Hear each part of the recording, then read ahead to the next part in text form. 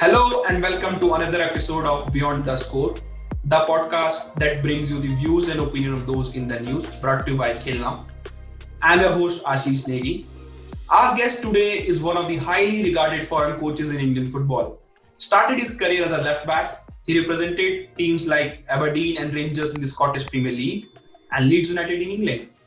Coming to India as a coach in 2017, he has taken his team from strength to strength, winning many admirers along the way.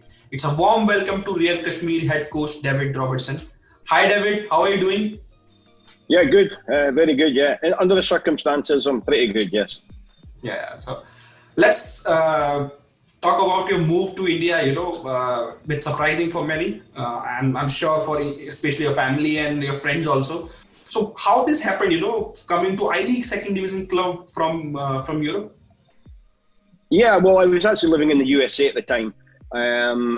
And I got a call from an agent asking if I'd be interested in coming to a new club, Real Kashmir. Around about that time, I had similar offers in Uganda and China, but I just think the appeal of a new club, although at the time I didn't know what I was getting myself into. I did no research on Kashmir, India, nothing. Obviously, I was finishing a 10-year stint in the USA, and previous to that, I'd lived in Scotland and England. So it was a big adventure, and I think as we go along, you'll find that I'm a guy that will always try something a little bit different. And my time at Real Kashmir has been certainly more than different, that's for sure. Basically a second division club. So did you have any second thoughts when you received this offer? Because there's ISL, there's I-League going on the same time.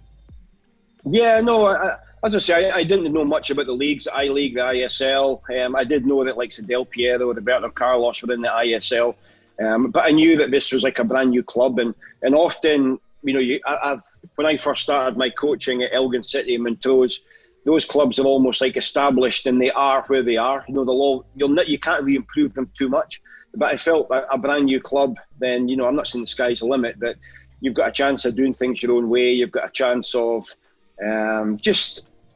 starting things from scratch. And I didn't really realise at the time that how far, away from professional football Real Kashmir were in terms of facilities, infrastructure, everything. And, things I've taken for granted in previous places, you get a rude awakening. Well, I did when I came to India, just basically the fact that there was nothing in place. And we basically had to start from scratch. And it's amazing, really, to see where we are today. And, I've been proud to be a part of it.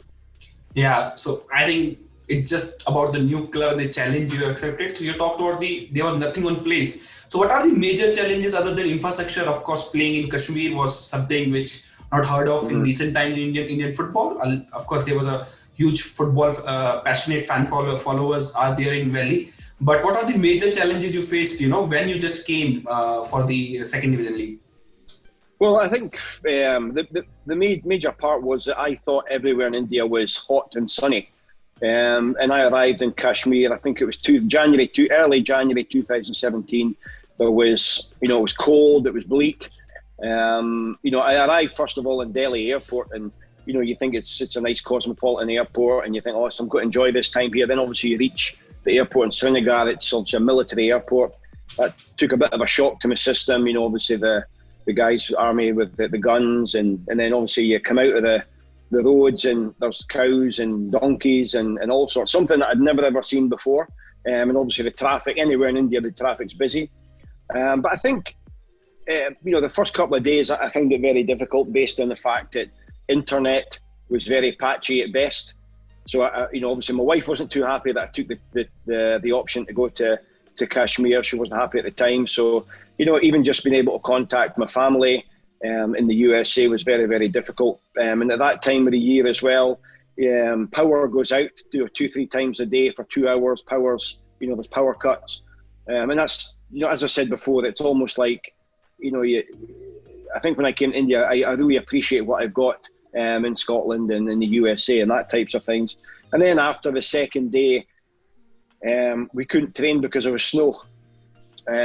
So that was a bit of a challenge. Again, this is something that, not many people, when I tell this stories at home, people can't believe that, what I've done and how I managed to get through it.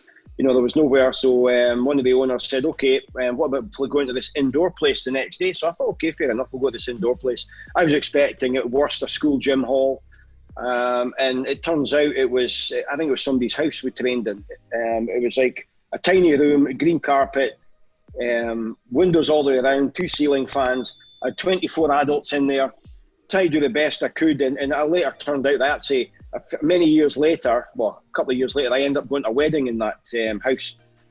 So, I think what I've learned in my time in India is that you have to adapt to things. You can complain, but I think particularly Real Kashmir, where they were at the time, we had no training kits. Equipment was very limited.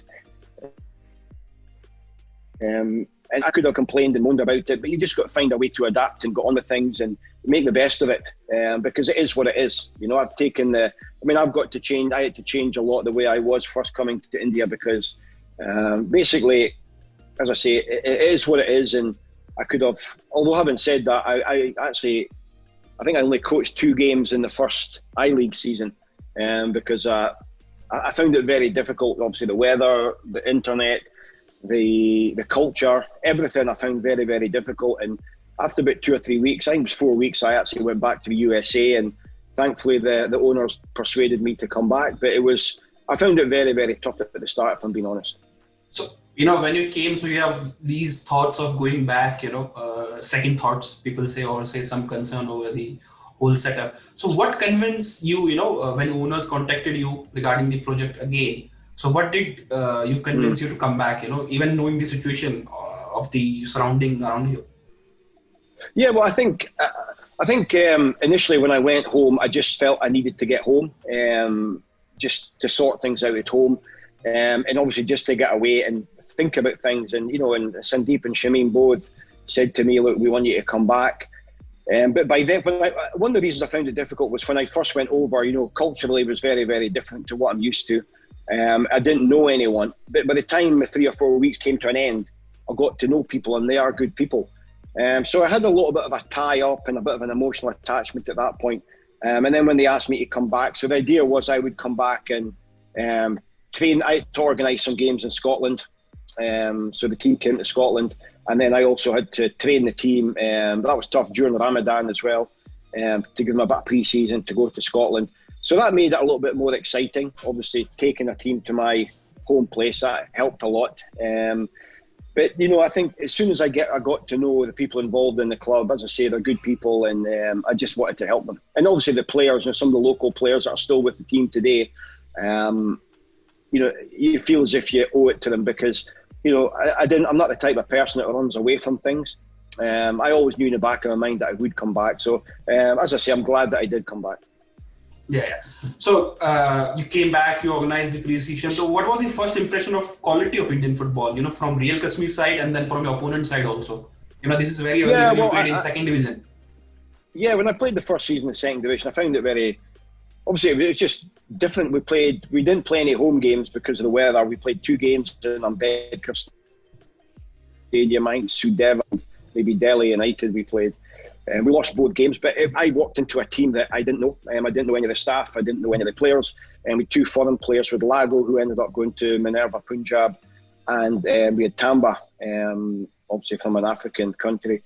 So it was very difficult because I only had a week or so to work with the players. And to be honest with you, I didn't really know much about the league, but I know the league was strong, and I think over the years what I found in India is that when you watch a player, you can actually tell what state they come from, just based on their physique, their technique, their ability, everything. It's strange how you can actually tell.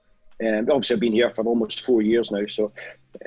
But no, the level was very, very good, and I was actually surprised the level of how good the level was. And so your first season in I-League second division went very good. You won the promotion, if I'm right.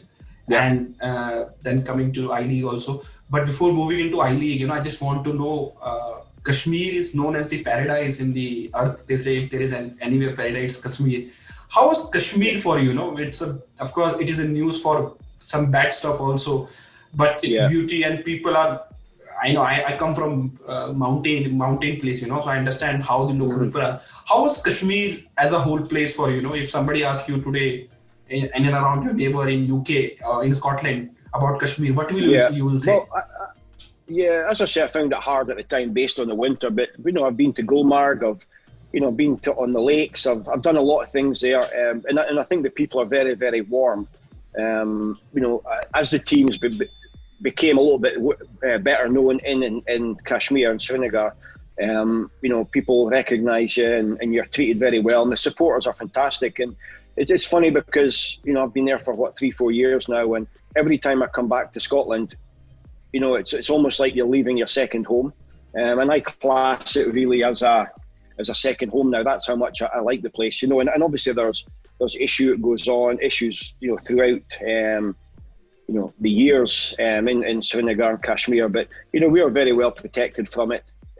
Our owners are very good at keeping us away from all those kind of things, and a lot of the times we don't really know what's going on, and we just train. We've got a lovely hotel, Sandeep Chatu's hotel, that we stay in, and a lovely hotel there. The training facilities are good.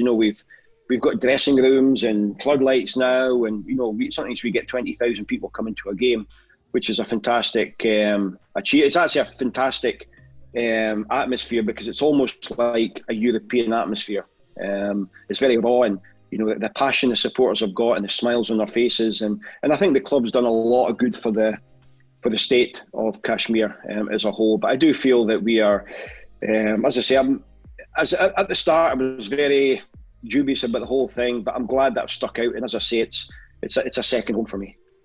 Yeah, so Kashmir has its own difficulties, but there is people say football can bring that peace in Kashmir because to put youngsters on the right path. And do you feel so same because you have lots of local Kashmiri players? So how did you manage them to focus on football, not on something else? Well, there's Kashmir, the players that I deal with, even at the start, there's not many of them left. There's only a handful left from the outset. But I feel that football is their passion, and I always feel that up until Real Kashmir, there was Vidu and Ishfaq, the only two players really of any note to come from Kashmir. I just feel that this has put football on the map as far as Kashmir goes, and it's given a lot more opportunities. Obviously the SFA are involved there as well. There's a number of teams, and also the J&K Bank, which we're heavily rely on them for some players for the season. But it's a good atmosphere, and I think, before there was no pathway for Kashmir players, and now there seems to be. We've got guys like Danish and Farhan that have attracted attention in the ISL, and I think obviously they're going to stay another season with us. But at some point they'll have to move on, whether it's with us or with another ISL club. But it just shows you that if it wasn't for Real Kashmir, those players wouldn't be recognised. And even the players that we've signed, that we've had players that I got on trial in Kolkata, and we've signed players that weren't getting a game in ISL, and so many players have actually left to go and better themselves in the ISL, which it's pleasing. But obviously I'd like it to be more Kashmiri based as the players that are getting those opportunities. But the level's good. I think the Kashmiris, physically are big, strong individuals, and I think that's something that's really helped us. We've got Hamad, we've got Khalid, Farhan and Danish. They're all big, strong guys, and but they've just got a real will to win, and I think it's a real benefit for us. So you won your first I-League promotion, from I-League second division. How special was that promotion to win in your first season? And what lesson you learned from that promotion? Well, I learned, it was actually Suman Datta who, he was helping us coaching wise, and he said to me at the start, there was only, I think it was 10 league games, and he said, look, the teams you play against, Delhi United and Hindustan, those are the ones that you can't lose. Don't try and force to win. And I think we drew most of the games. I think we beat Delhi once, and we drew twice with Hindustan, and we beat Delhi once. And that turned out to be true, because I think in the second division, if you lose one game, you're basically screwed. So we were very fortunate. We had a lot of draws, and it was the most bizarre thing, because when we went to the playoffs, Hindustan qualified as the best runner-up, and they hadn't lost a game. And we went to the last game, and we needed a draw. Hindustan had to win, and neither team had lost a game all season. And you know, it could easily have been Hindustan that had made it. And I think, and even the I League is the main I League. You know, I think there's 20 games or 22 games. It's quite a short season. You know, anywhere else in the world it's over 30 games, and there's no margin for error. You know, I think our first season we lost maybe 2 or 3 games. You know, and we finished third. But it's just I think the important thing is in Indian football is do not lose. I mean, I look at the league that we played in, our first season in the I-League. I know I'm skipping on a little bit. The fact was that we hardly lost a game, and we knew that we couldn't lose games. And it was so close. Even last season was so close. Going into the last games before the COVID hit, any team could finish second, and any team could get relegated. So it's such a close league that you can't lose games. That's the most important thing that I found. Yeah, and you won the promotion, then played 2 I-League till now, and you have basically finished in top half in the both seasons. So what is the main, mantra behind this success, you know, situation, conditions around to state? be honest with you, I think the I-League 2 season and the first I-League season, I think there was no expectations. You know, it was like a real shock that we won I-League 2. Everybody thought we'd be fighting for relegation, and it was a real shock that we finished third.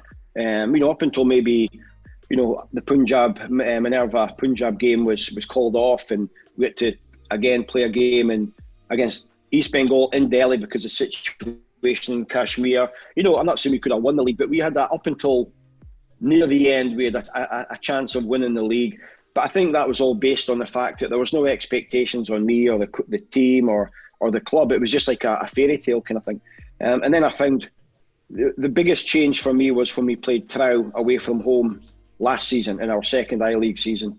The fact was that that was the first game in the club's history we've been favourites to win a game.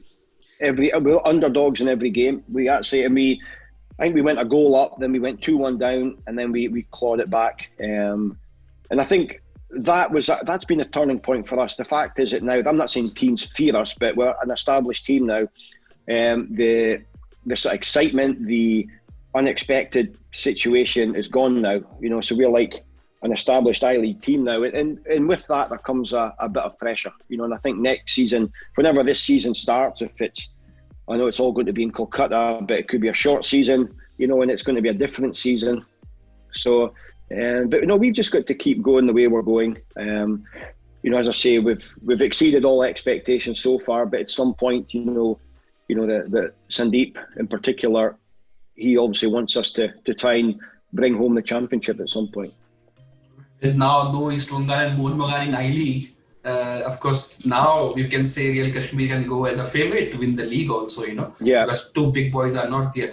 So you just talk about Trow also. So let's put this thing in the picture here. Kashmir is the north part of India. India is a huge country. Everybody knows that, you know. Then you're traveling to far east to play Trow. How tough is this, you know, to traveling all across India to play games, you know? Did you find this very difficult to manage? Well, sometimes based on the times of flights, it's actually quite funny because apart from when we flew to Chandigarh to play Minerva Punjab. That was the only time we had one flight. Everywhere else, we have to fly to Delhi and then fly somewhere else. And sometimes we couldn't get all the players on the same flight, so they were all going in different flights and what have you. And then sometimes we'd have to, you know, we'd leave to Delhi. We leave Srinagar to go to Delhi. And the times of flights, we had to stay overnight in Delhi, and then we had to get a flight to maybe Shillong or whatever, Kolkata, Trow, whatever. So basically, we missed 2 days training and we're travelled. And then not only that, when we arrive, we've got to play in, you know, 90 degrees of heat compared to the winter time. So, you know, a lot of people I don't think understand how much it is. Like every result we get away from home is sometimes it's been incredible. You know, we went. I think our first season was easier because we had a lot of away games all grouped together. So we had 45 days on the road. So we just went from Shillong to Kolkata to wherever. But as I say, last season was a little bit more tricky because it was more of a home and away type of thing. And as I say, that the flights were a bit of a nightmare. But it just shows you the players got on with it. There's no issue at all. And that's the one thing sometimes there was one game we played, I think it was Chennai City, and then we had to fly to Goa, but we had 2 days to get there and play the next day. We lost that game last season, but no one made any excuses. We could easily have said, oh, we're tired, it was a hot place, we haven't had any time to train, because we didn't even train, and the players didn't get loosened up or anything like that. But the players just got on with it, they don't complain, and I think that's, if you were to reverse the roles and do this in Europe, the players would be complaining all the time. Yeah, spoiled players in Europe. So Europe, for example, in Premier League and everything, they are just 1 hour flight away, I think maximum 2 hours. And exactly, then there's, of course, manager complaining about traveling time, sometimes. That's right, yeah. Yeah, but when you see in India, the travel time is huge compared to other places. You talked about away disadvantage. What about home advantage for for teams like Chennai City, Goa, to play in Kashmir, where its temperature is very low, altitude is high, so it's always tough to play in place like this. Have other teams complained to you about this away advantage, home advantage they're getting? I think that the toughest part is when it's really cold. I remember, I think Chennai City came last season, and twice they came, and you could tell that they didn't enjoy being there. It was very cold, because during our stadium looks good when it's full, when there's a lot of people there. It's great on a game day, but when you train the day or two before, it's bleak and it's cold. It's quite miserable, really. And you get like Churchill brothers coming up. They're used to Goa and Gokul from Kerala and all that places. They come to Srinagar, and I think that the airport as a whole, when you first get in and it's cold and you see the situation there, I think it's quite intimidating. But I think once you've come once to play there, it's easy after that.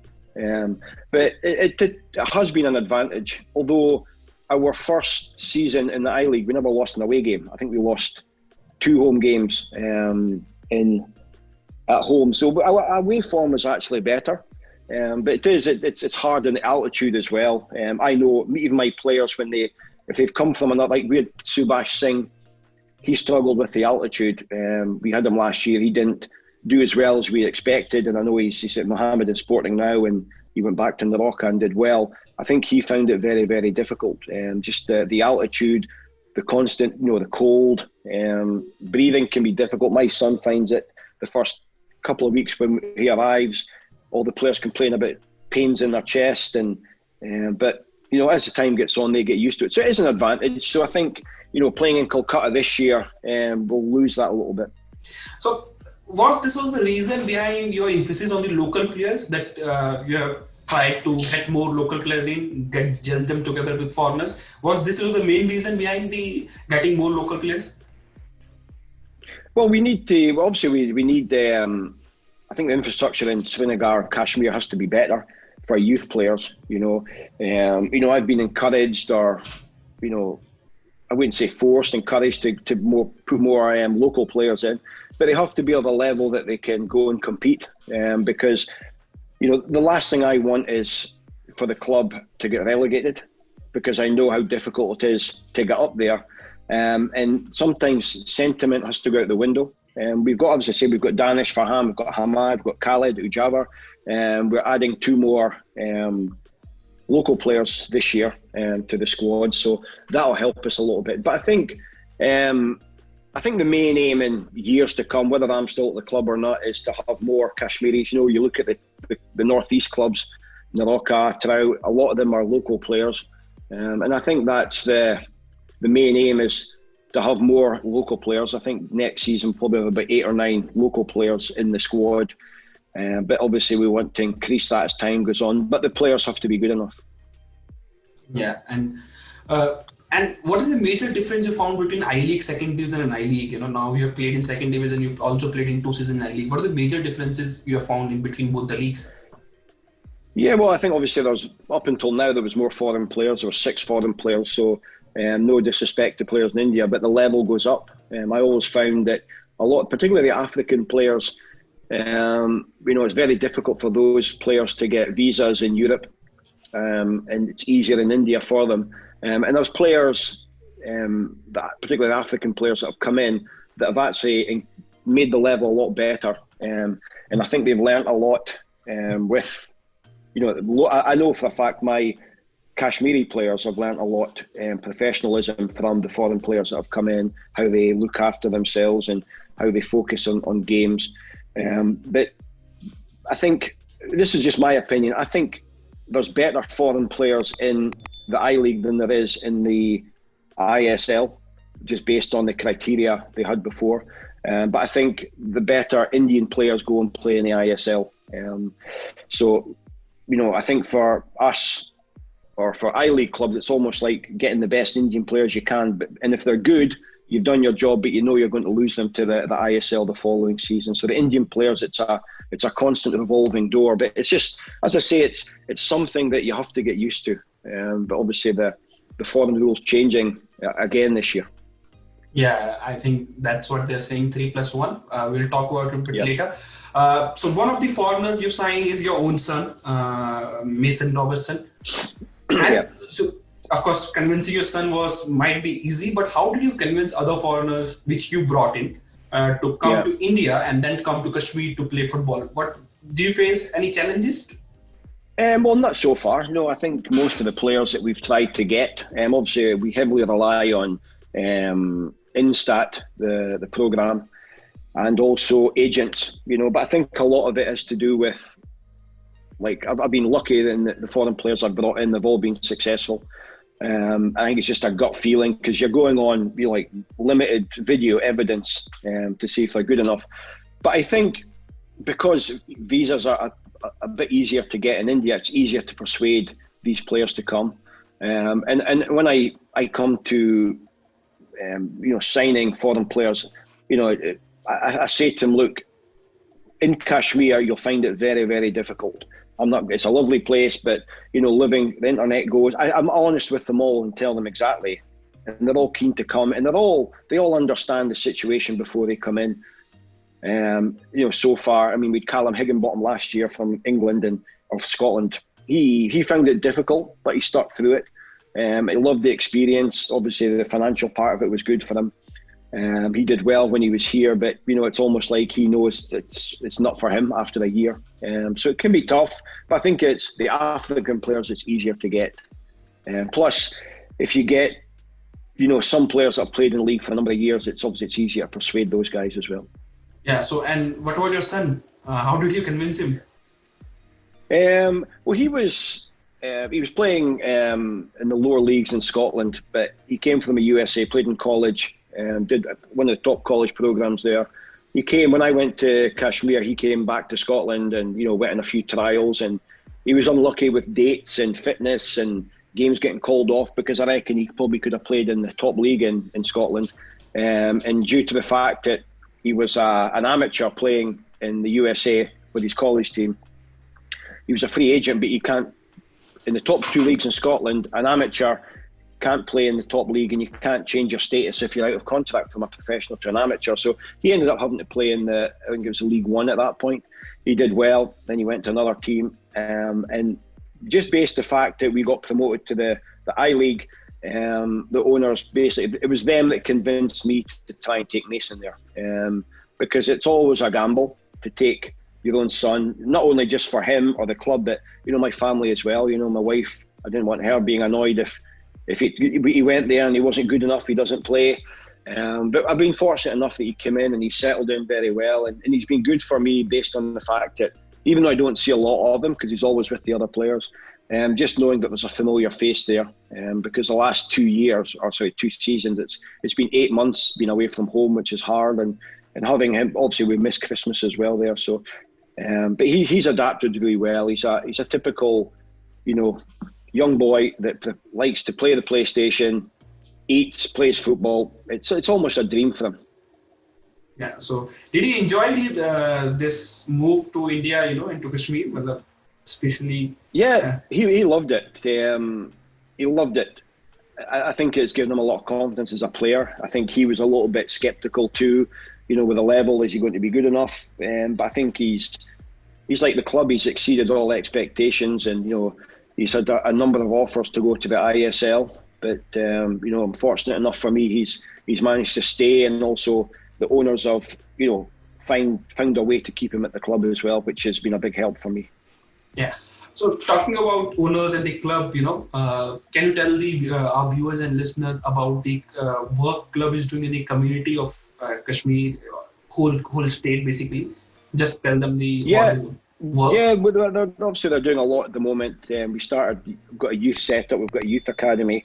You know, we're again, like the whole club, we're trying to get to a more professional. We're doing outreach sort of things. We even, you know, we go to like schools, you know, maybe deprived areas, do a little bit of community stuff, just a little bit of awareness for the club, but also we're just showing that we care about other people in Kashmir. We've just started a girls program. I think there's 70 girls playing in the girls program now. And I was told that I think we've got around about, you know, I think it's maybe 1,500 academy players as well. So things are getting there, and we want to have a complete club. You know, we want to have, you know, grassroots all the way to the senior team. And I think the good thing for Kashmir really is the fact that just like I was in Aberdeen and I wanted to play for Aberdeen as a kid, that's your goal, to go and play for Aberdeen. Now, you know, Kashmir have got their own club there, Real Kashmir, that, you know, kids are now dreaming of playing for Real Kashmir, which is something special. You know, 3 or 4 years ago that the club didn't even exist. But, you know, we do everything we can. As I say, when we played in I-League 2, we were a new club. No one knew us. We were probably getting about 200 people at a game, but they're the same people that were going to watch Lone Star. But then we got in the I-League, you know, there's men, there's women, there's kids, there's grandparents, school kids, you name it. There's all walks of life come and watch us play, and they've all got a smile on their face, and they wear the jerseys and the merchandise, and it's spectacular to see. And after the games, win, lose or draw, everybody goes away happy. You got surprised when you saw this passion of Kashmiri people for football? Did you get surprised when you saw this first time? Yeah, I did, because having been in the USA for a number of years, you know, there's baseball, there's basketball, there's football, American football, and soccer was, you know, lower. And I thought when I first came to India that was the case. You know, there's cricket, and there's also what's it called, kabaddi as well. There's all these sort of sports, and I always thought cricket was the top one. But in Kashmir, for some reason, football is the main sport, and I just think Kashmiris are very passionate people anyway, and you know that there's been times where I remember one game we played Gokulam in our first year. It's the worst, coldest day. It was wet. The ball was sticking. The game probably shouldn't have been played, and the players were absolutely freezing. I remember them coming in at half time. Ravanan couldn't even feel his feet. Balal couldn't feel his hands. He was the goalkeeper. And then, you know, you're saying, look at these supporters, and all these supporters are there with umbrellas. They're soaking as well. And they pushed us. We actually won that game, and I put that game down to the support of basically the Kashmiris urging our players on. And I just think that the Kashmiris, it's almost like a European atmosphere. It's really passion, you know, and they'll say things to other teams, and they'll encourage their own players. But the one thing is, at the end of a game, win, lose or draw, they're all wanting the players' autographs, and it's just. To be honest, a game day is chaos, but it's in a good way. Worldwide, the media, especially the European, also US media, always relate Kashmir to the something else, which is the political side of it. After you came to India, now there is something different, you know, to tell everybody about football in Kashmir.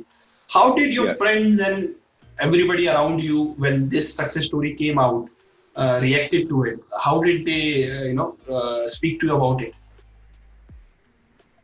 Yeah, it's. I mean, obviously, I went there. There was a few. When I first went, there was a few raised eyebrows and a few people. You know, are you crazy going there? What are you doing? You've got a nice lifestyle. What are you doing? But I just had a burning ambition to go back into the professional game, and the project that was in front of me, I thought it was exciting. And no one really would have expected it to go the way it went. You know, I used to call it a fairy tale, and Sandeep said to me, he says, look, it's not a fairy tale anymore, because fairy tales come to an end, and this isn't coming to an end. But no, I mean, obviously there's been a couple of documentaries made. There's some other stuff in India, Bollywood. There's all sorts of things. There's a production company in the UK want to do a drama series on Real Kashmir. Obviously Adidas, were the only, the only football team in India with a brand like Adidas. There's been so much, on the internet, on television, all sorts. And I think it's just obviously based on where the club is based, but also the rise to sort of stardom more than anything. And you go around, you drive around Kashmir and in the city of Srinagar, and there's billboards with players on it, Danish and all these guys in the middle of the city centre. But my friends just, they can't believe how much the work it's been done. It's, as I say, it's been an incredible. And my wife too, and obviously my wife wasn't happy that I came at the start, and now she's very, very proud that, her husband and son have been a part of a meteoric rise, really. Yeah. So talking about Danish, he is one of the big success story of Real Kashmir. And he's a now star boy for Kashmiri Football, in Indian football especially. Of course, he is attracting interest from ISL and I-League clubs. Can you tell us the people about how special talent he is and what we should accept from him once he move those ladders towards national team debut also, if you can talk about?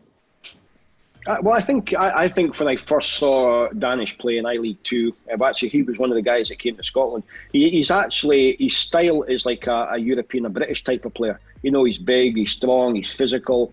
But the one thing, he obviously is a very talented player. But the one thing I love is his attitude and his work rate. He never stops working. He's right-footed. I'll often play him on the left-hand side because I know he'll get forward, but I know that he'll come back and defend. And I just love his attitude. Last season we were stuck at right back. We lost Novin for a little bit of time. I ended up playing Danish there. Didn't have his greatest game, but he didn't complain, and he just went and done it. And then we lost a goal. I moved him to the left side again, and he scored straight away. So he's just plus. I think for people like Danish, if it wasn't for Real Kashmir, he wouldn't be highlighted as being one of the top players in India. There wouldn't be ISL clubs wanting him. So I think this has been a fantastic thing for him. But at some point, Danish has to, obviously our ambition is to get to the highest level we can as a club. But, I think players like Danish at some point will have to make that jump. Have any national team coach in last 3 years? Stephen was there, now Agustin is there. Had a chat with you regarding him, or national team selectors or scouts have reached out to you? No, not as far as I'm aware. No one has spoken to me about any players. But I mean, I would say Danish he's got the potential. But I also think Farhan Ghani is, he's one of the Danish is on a level, but I think Farhan is up there as well. He's a holding midfield player. He's a bit of a wayward character at times, but I just love him to death. He's just a fantastic player, great attitude on the pitch. I think he's started every game that I've been in charge of in the I-League. He's just and it's very difficult to get a player to play as a holding midfield player. He does it great, but he can play other places. But he's another one that people talk about Danish, but I think Farhan is certainly somebody that the national team need to have a look at as well. We hope so, because we also need very quick players like Danish, a holding midfielder going ahead. So we talked about you as a coach, and David Robertson as a coach. Now let's talk about as a player. You have very played for big clubs in Scotland and UK also. Mm-hmm. So let's first talk about Sir Alex Ferguson at Aberdeen, how you were as a player, and is your coaching style also motivated from his coaching style? And can you tell us what young Sir Alex Ferguson to our viewers and listeners? Yeah, I mean, Alex Ferguson he spotted me when I was 13 years old. He signed me as a schoolboy at Aberdeen, my home team. I was delighted it was always my dream to play for Aberdeen, and he made that possible. He gave me my first team debut when I was 17. But I think for Alex Ferguson, I think the most impressive thing that I noticed from him is that he knew every kid in Aberdeen, every boy. He knew every boy, where they played, where they were, everything. And I left primary school, which is before you go into high school. And then I was in a select, and on a Monday night, those players on a Monday night would train at Aberdeen Stadium on an outfield there. And he would always watch the games. And bearing in mind, I was probably 13 or 14. I remember I was at the bus stop going home. He didn't even know who I was, but obviously he did. He came in his flash Mercedes. He stopped and says, "Come on, son, I'll take you home." He didn't even ask where I lived. That's the detail. He knew where I lived, and he took me straight to the door. But there's, he was a perfectionist. There's so many. I've got a lot of stories about him, but I think the one thing that stands out for me is that we played as a youth team at under 18 level. Aberdeen, the first team, had just won the league championship, which was unusual because it was normally Rangers and Celtic would win it, but Aberdeen won it. But they won it in Edinburgh, so they wanted to present the trophy to the first team in front of their home fans. So it just so happened that our youth team had got to the Scottish Youth Cup final, and it was going to be played at Aberdeen Stadium. So they played it that night and they presented the trophy. So I remember Willie Garner was the assistant manager to Alex Ferguson. He took the youth team. And we played Celtic, and he said to us before the game, he says, "Look, remember one thing. The first team's here to watch you play. There's about 15,000 people coming to watch you play as well. The manager, Alex Ferguson's coming to watch you. It's a big, big, big night." So we went out there, and half-time comes in, and we were 3-0 down. So Willie Garner, the assistant, comes in and says, "Look, guys, I told you it's a real big night. No more goals, don't concede, damage limitation, all that kind of stuff." And as he's talking, the door virtually flies off the hinges, and Alex Ferguson comes in and goes through every player. I mean, I think I was about 14 or 15 at the time, and he shouts and swears and has a go at everybody all the way around. And it was like it took about 5 minutes, but 30 seconds, like a whirlwind. It was straight through, and everybody's going, "Oh, what just happened? What just happened?" So anyway, we won 5-3 after extra time. And he was the first person to come in and congratulate everybody. But it just shows you the guy that he's so passionate. And you look at the times at Manchester United, look at the Champions League final against Bayern Munich, with a goal down, and they actually go and win it in injury time. You don't lose, and even if you're in a losing position, he finds a way to win. And he's, a lot of coaches, if you win 5-0, everything's great, everything's fantastic. But he would come in, and if you've made a mistake, he would torture you for it. He'd just have a real go at you. And you soon learn that the hard way. But he looked after me, gave me my first start. He's just you could just tell he was destined for greatness. I mean, even to break the stranglehold that Rangers Celtic had, when you look, I don't know if many people know, but when he was at Aberdeen, he won the European Cup Winners' Cup, beat Real Madrid 2-1 in the final. And then the quarterfinals beat Bayern Munich. I was a ball boy that night when they beat Bayern Munich. But it's just he's a fantastic person, and the success he's had has been incredible. And in these early days, you know why he's managed to just detail. He knows everything. He would go and watch games all over Scotland, even amateur games, and he was always learning. Yeah, and Sir Alex went on to became, I think, the best manager of all time. There is no doubt about it. And I think you are very early got the Fergie hair dye treatment, which they say you usually use on the dressing room, and you got it in your youth game. And of course, it is very famous quote all across the Europe.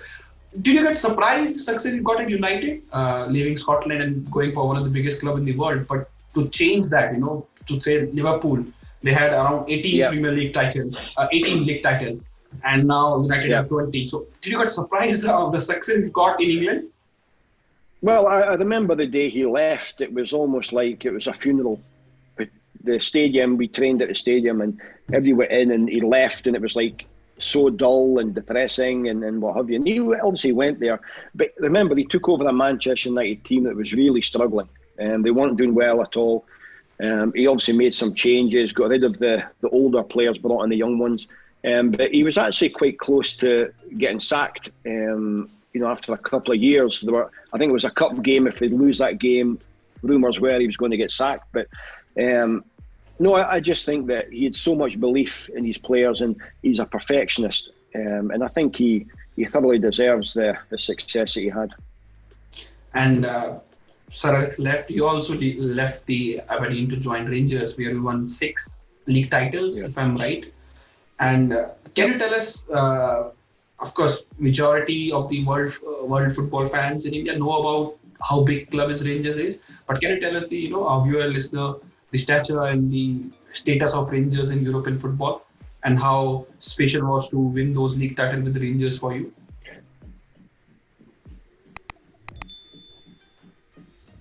Yeah, I mean, obviously it was hard for me at the start based on the fact that, I left Aberdeen, and one of the biggest rivals is Rangers. So I obviously wasn't very popular with people in Aberdeen. But it was, I remember walking into the dressing room, and I mean, maybe you guys won't have heard of these guys, but there's Mark Hateley's, Ali McCoy's, Richard Goff's, Andy Gorham, Chris Woods, all those things. I just couldn't believe the quality that was there, and then I actually doubted myself at the start. Am I good enough to be there? But I probably played a part of one of the most successful eras of the club's history. Obviously we've got 9 championships in a row. I got the last 6. I won 3 cups as well. Well, 6 cups. We won the Scottish Cup 3 times and the League Cup 3 times. Obviously the Championship 6 times. So I won 12 major trophies there. Obviously played in the Champions League there. It was just a different level, but the team itself, or the club itself, is I think it's got 50 or 60,000 seats, and its season tickets basically full, sold out every week. Season tickets, you can't get a ticket there. Rangers supporters will fly all over the world. They'll travel all over. I mean, they'll go from the south of England to watch a home game at Ibrox. But it's a passion, and I think once you play for a club like that, bearing in mind I was an Aberdeen supporter, you play at a club like Rangers, it almost changes how you feel, because it's just the sheer passion. Like I said about Real Kashmir, the fans are so passionate. It's very similar to Rangers supporters. They might not have, you'll have people that maybe can't afford to, they struggle in life to pay bills but they always find money to get a season ticket to watch their team play, and it's an honour. And every player that I've played with say the same thing. It's an honour to have been able to play for a club like that.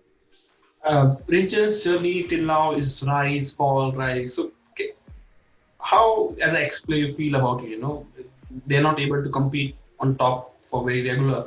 They rise and then fall and rise. So now they have Liverpool legend Steven Gerrard as a manager. Yeah. So can you talk about these two things and how currently you think Rangers are doing under Gerrard?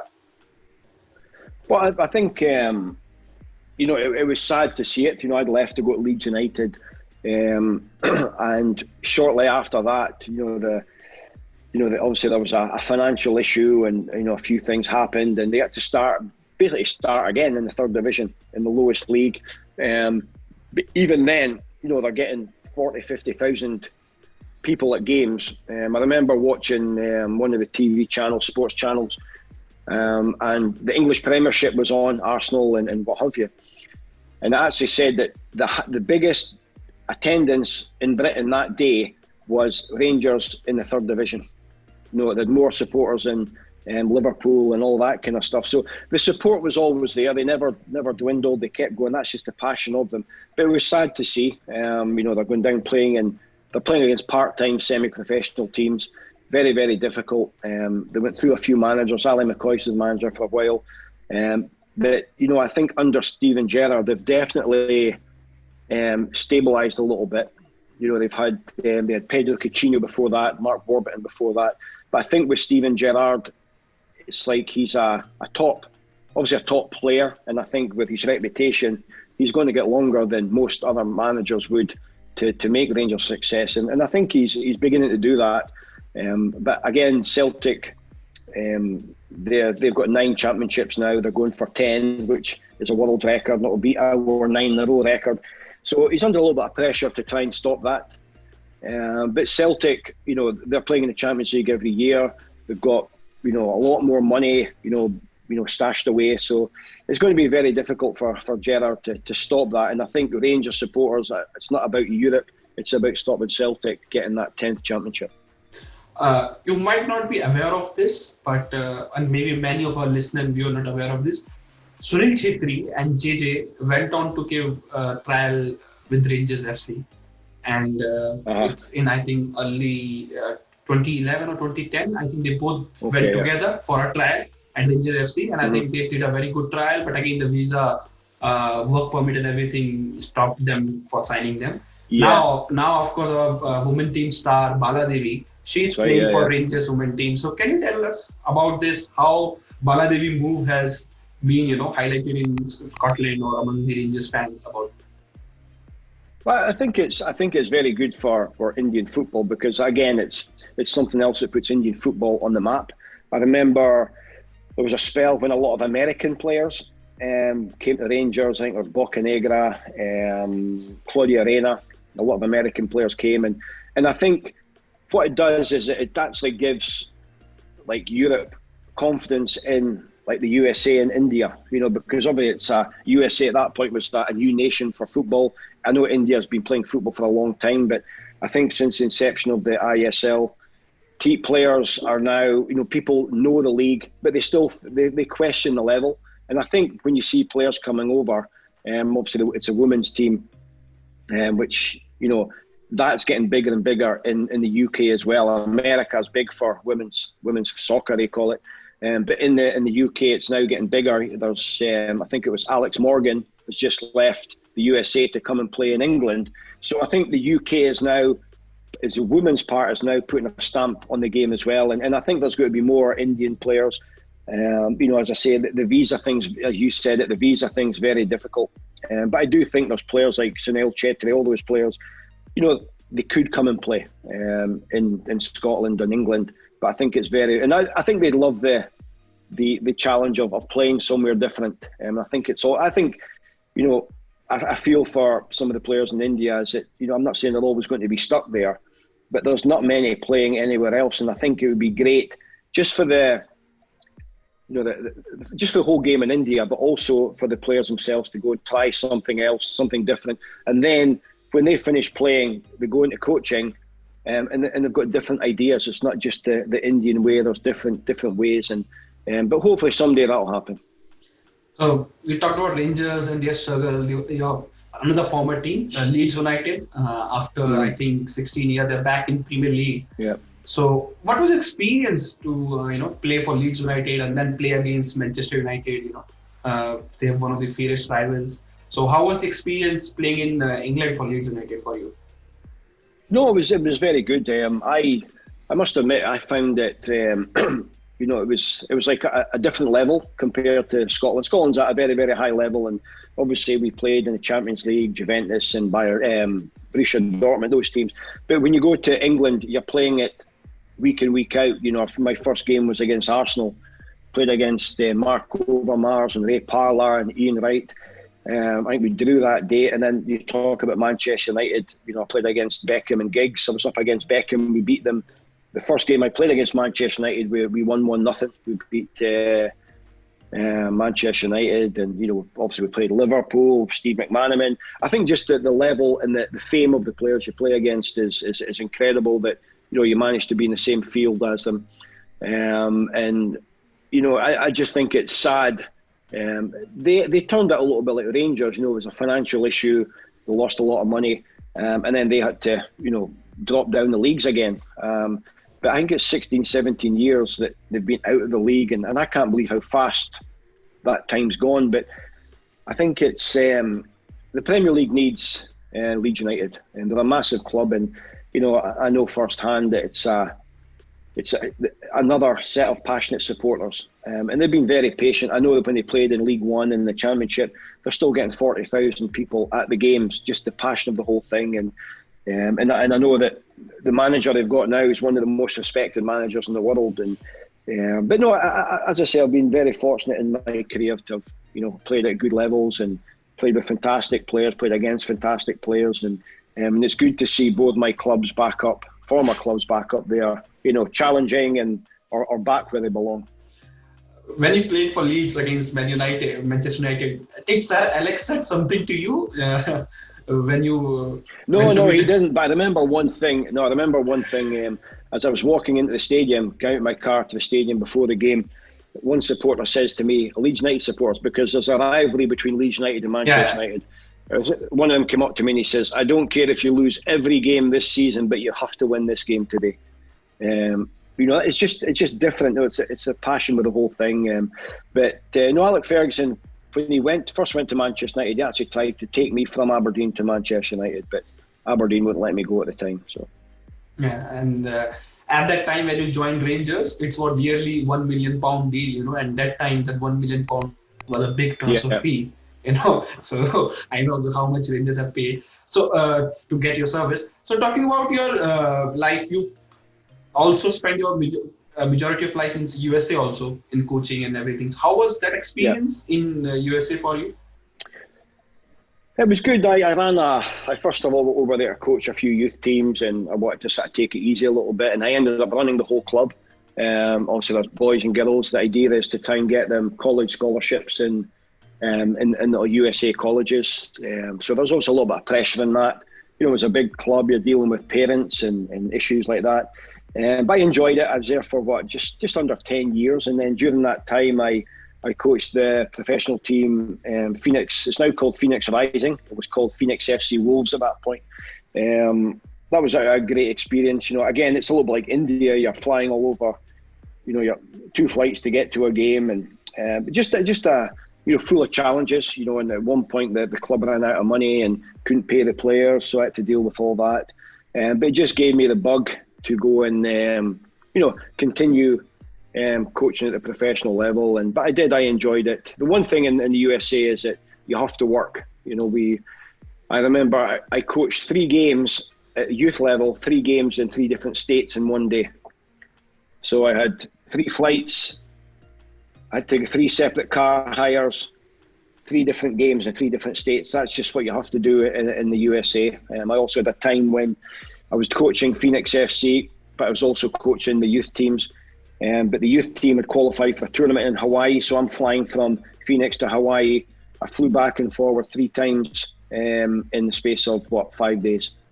But that's just how life is in the USA. It's they want for every dollar they want an extra pound of flesh for every dollar they pay you. But as I say, it was a great experience, and it set me up a lot, the travelling wise, for coming to India. So, and talking about India, then you played in I-League Second Division, coach in I-League Second Division in I-League. But ISL is still there. So what are your thoughts on ISL? Do you think that overall job ISL has done to bring that limelight of Indian football is commendable? Yeah, no, I think so. I think it's putting a bit more of a spotlight on Indian football, and that, I remember when it first started with Del Piero's and Roberto Carlos and obviously Berbatov and Robbie Keane. I think USA did something similar. You get the big names in, and it puts a spotlight on, makes it more famous. I think they're doing a fantastic job. I think at the start the season was very short, but I feel both leagues, the I-League and the ISL, they have to play more games. It has to be a longer season. Sometimes they've got the Super Cup, sometimes they play it, sometimes they don't. I think it should be something during the season, like a home and away game, so there's more games, and I-League teams can play ISL teams during the maybe a midweek or something. But I just think there needs to be more games for the development really of Indian football. And based on the situation this year, I know that I-League as a whole, it might be a shorter season. It's already 20, 22 games as it is. To make it shorter, it's going to be very, very tough, But I think the ISL, it's getting better and better. It's stronger and stronger. And you can see the coaches that are beginning to attract now. I think maybe the restrictions might be off a little bit. I know each coach and player had to be verified by the league. But I think, I think at one point that no Indian coach was allowed to coach ISL teams, and obviously I would imagine that's changed now because criteria has changed. But I understand what they're trying to do, but like everything else, things can be better. Maybe 1 or 2 changes, but I think they're definitely going in the right direction. Yeah. So talking about changes, there is another big change which is coming back to Indian football. It was there before. It's 3+1 foreign rules for foreign player rules in ISL, in I-League this season for sure, and then ISL in upcoming seasons. What's your take on this decision? Do you think it will help Indian players and Indian football to grow quickly? I think in the long run it'll help. I think it'll help the national team as a whole. I think selfishly for me as a coach, it was I like to organise things early and get players on board and what have you. But I was expecting 6 players and suddenly it went to 4, including 1 Asian player, which is fine. But I think that should have been announced maybe 6 months prior, so that teams can get ready to sort it out. I feel for some of the foreign players that have made their careers here and helped the Indian game that they'll almost been discarded because they're reducing the foreign players. But even I think what they should have done is maybe go 6, 5 this year, 4 the following year. Gradually done it, but it is what it is, and we've got to get on with it. But I understand the reason. One of the things I learnt early on in India was, I'm trying to find an Indian striker. But you can't get Indian strikers because it's all foreign players that play there. Same as centre backs. So I think it's forcing coaches like myself to rely on other players in those areas. You look at the I-League in particular, and it's the same in the ISL. Your 6 players or 5 that could play was either 2 strikers, 2 centre backs, and 1 midfield player. That's how every team lined up. And I think for the national team, it's good, and it's going to take time. It's going to take time. Obviously I've been, particularly in the I-League, because you get ISL above you, and as I said before in the show, that the ISL have got the better Indian players than the I-League players. So it is what it is, and like I said earlier on, it's in my time in India, I've had to adapt and compromise and change and do whatever, and this is no different. But as I say, I just think it should have been planned a little bit, previously, maybe halfway through last season. I know there was a COVID issue, and maybe go 6 to 5 to 4 to 3 or to whatever they want to do. But, they've done it their way, and because I think for me it was hard because I've got 6 foreign players, and I'm quite a loyal person, and obviously I've had to make, which I can't say at the moment, I've made a number of changes. So tough choices you have to take. Yeah, exactly. Yeah. So just last question before we move on. What do you think Indian football need to do better to improve from our current state? Do you think something is missing in India which need to be changed? If India wants to, go on to play the World Cup or compete for the qualifiers in the FIFA World Cup, what we need to do it? Yeah, I think I personally think that I haven't seen too much of the national team, but from what I've heard and the limited knowledge I've got, I think a lot of teams in India try and play like Barcelona, you know what I mean, and it's like try to do that in Scotland. Players in Scotland aren't, I'm not saying they're capable of it, but that's not their strengths. I feel that there has to be a different way to play. I think you've got to, based on the strengths and weaknesses of Indian players, you've got to find a way that's successful for that team. I know, to be honest with you, I liked what Stephen Constantine did. I saw a lot of that. He was, and I think you've got to remember he was successful based on what he had. And again, when years and years to come, younger players coming through are going to get better and better. But I think teams and maybe clubs are very stuck on trying to play the perfect game. And it's okay because you've got some foreign players in there. Obviously, the foreign players are reducing now. But, you've got to, each Indian player has to play to their strengths. And I'm not saying they're not capable of it, but it's not their style. You look at the players from the North East, they're, smaller in stature, they're, very, very technical. You go to the North, like Kashmir, they're big, strong, physical players. I think it's got to be a bit of a mix. But, it's going to take time like everything else. And I know Igor Stimac's got his own ideas as to what he wants to do and how he wants to play. And it's going to be interesting to see how it plays. But I do feel India as a whole, you can actually predict how 90% of the teams are going to play. You look at Owen Coyle's come in and at Chennai and obviously now at Jamshedpur, he mixed things up, played a totally different way to other teams. Chennai were struggling and then suddenly, they get to the playoffs. Yeah, they reach the final. Exactly, yeah. And then, so I think certain things have to change in India. Okay. This is last bit. After you get success in Real Kashmir, did you get any job offer from other I-League, other IC clubs, even the jobs in Europe? Did you get any offer? Yeah, well, I've had one or two in the I-League. But to be honest with you, I've got an emotional attachment to Real Kashmir. I'm the only coach I've ever had. I've got a great relationship with the ownership group.